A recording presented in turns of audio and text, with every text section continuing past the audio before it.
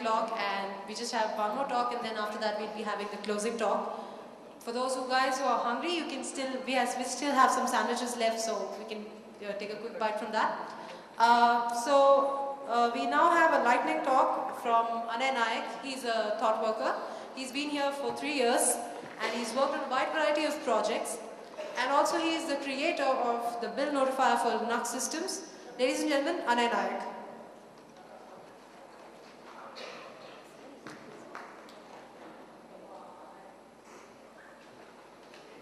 And I'm going to talk about Fluent interfaces and testing. This is actually targeted more towards programmers who have been coding often, but probably be able to understand what I'm talking about. Let's start off with a simple example. Most of you who see this code will probably understand what this is doing.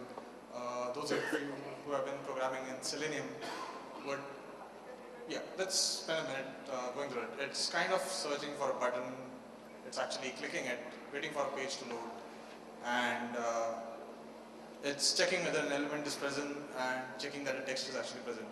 It's kind of a verbose way of actually specifying what's actually happening out here. I'd like to show the same example in a slightly different way. So, by the way, this is what we are actually trying to do. It's a Google homepage, and I'm trying to test it. It's pretty stable, but let's just, for the heck of the example, let's try to test it. So this is actually the amount of code that you actually need to write to actually just write some text and press the submit button and verify that you get some results out of it. For any person who's trying to read this for the first time, it actually takes a couple of seconds before you register what's actually happening out here. That's a painful activity if you want to have new people on board or even understand a program very quickly. I'd like to show the same example in a different way. It's actually just creating a new instance of a home page, entering the search string, and actually verifying the results. It's a lot more smaller and kind of expresses the intent in a much more clearer way. Those of you who have worked with Selenium for quite some time will probably know that this is the page object pattern. What you do is just create a page object for a page that you have on your browser and define methods on it which actually are readable and can be easily understood, and then use it wherever you need to. So when you have workflows which cover different flows, you can basically reuse the same page object and then use the same methods which have already been defined. So what exactly is a Fluent interface? So there are a lot of things which actually go in defining a Fluent interface. One of them was what you just saw here. This is in one way Fluent. By Fluent, what I mean in simple terms is that any API which you can write in simple layman terms, which just about any reader can understand without really knowing about coding, would probably qualify as something that's a Fluent interface. That's probably phrased too easily, but that should suffice in terms of what actually qualifies as a Fluent interface.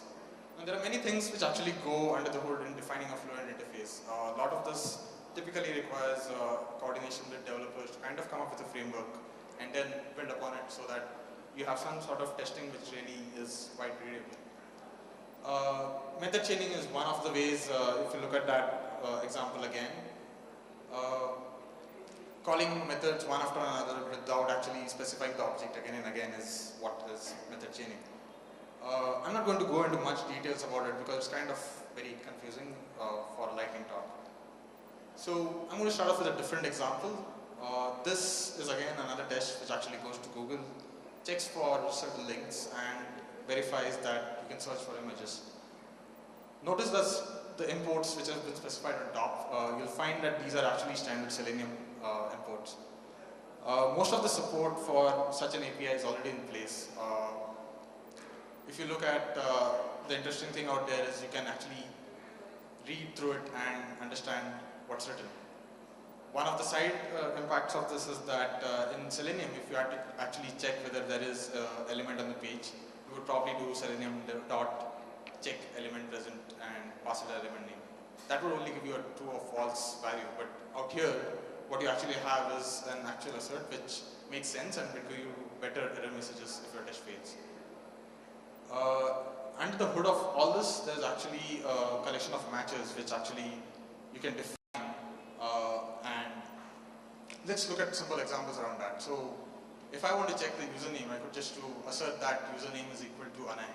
It's not really much different from what you do with assert equals, like assert equals username comma Anay. What's different is once you start looking at the other examples. So if I want to compare that the current time text actually starts with local time, it looks much more readable out there saying that assert that current time starts with local time. In Java, if you had to do that, you would end up having a substring or something like that, and on that basis you would actually validate it. You can define lots of matches like these which actually make sure that, so greater than, for example, you could make sure that it works. So, alright, so let me move on to the last one, which is has XPath. So, if you had to write this differently, it would be troublesome in terms of dish, right? This can be expressed in a very concise way and yet express the intent. So I would encourage you to actually look at the hand-pushed matches library.